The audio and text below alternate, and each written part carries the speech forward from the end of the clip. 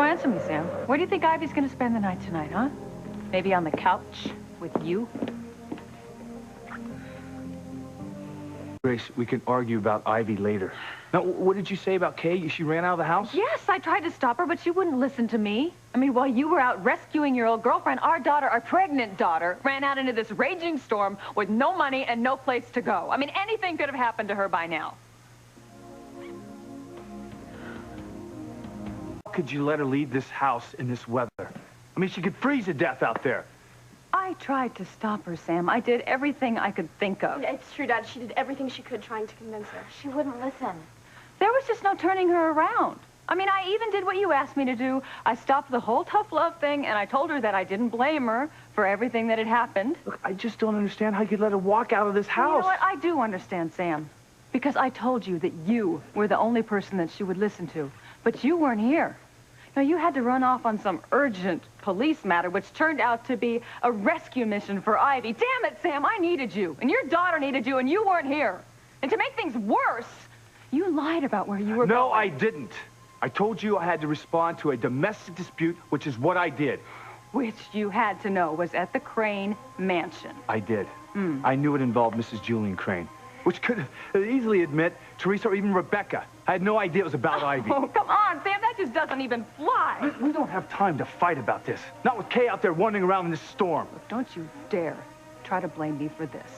Because this wouldn't have happened if you were at home. In fact, if anything happens to Kay, I'm holding you responsible. We just gotta find her, okay? I'm gonna call the station, put out an APB.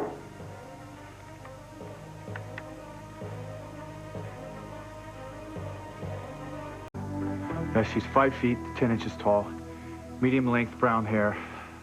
I'll just fax you over a recent photo of her. I'll get one, Dad. I know where a good one is. Thanks. She had on a gray wool jacket and a striped scarf. She had on a gray wool jacket and a striped scarf. Right. Yeah, okay, thank you.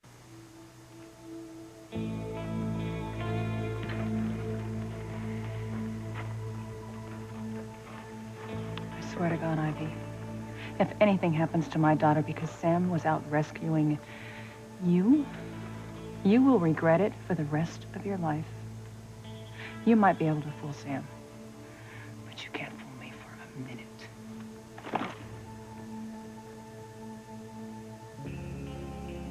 Look, I don't give a damn about procedure, okay? I want my daughter found. Now, you call the entire force and you have them search every square inch of this town. Do you hear me? Now, you call me on my cell when you got something.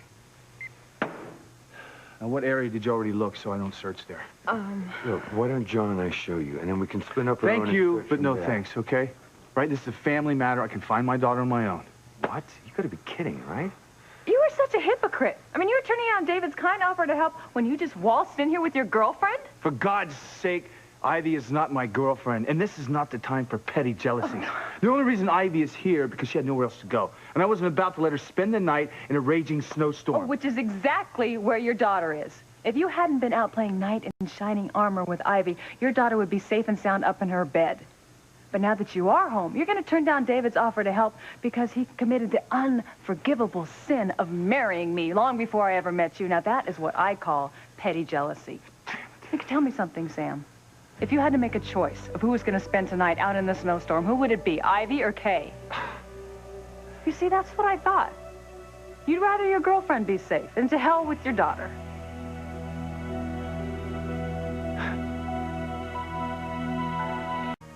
Will you stop trying to put words in my mouth? And for the last time, Ivy is not my girlfriend. And the only reason I didn't answer your question, it was so ridiculous.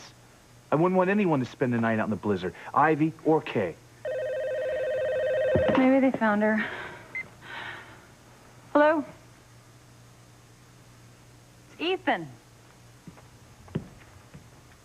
Don't keep the line tied up too long.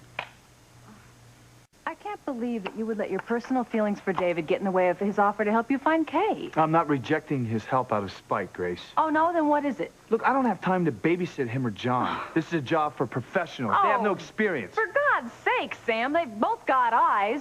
I mean, they can look for her as well as you can. Or are you the only one that's allowed to go out and rescue damsels in distress?